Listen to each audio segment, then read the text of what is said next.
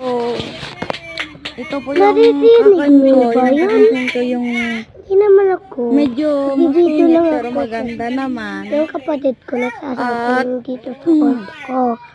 Sa kwarto namin itong dalawa. Tapos nandun siya sa taas. Tapos andito ako sa baba. Ay, andun ako sa taas. Okay, andito now siya what? sa baba. This is the Pero pumunta lang ako dito sa baba. Nakatutok lang yung aircon sa akin.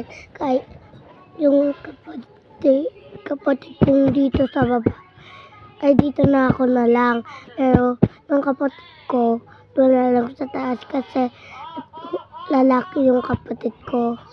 Matanda na siya. Pati ako matanda na.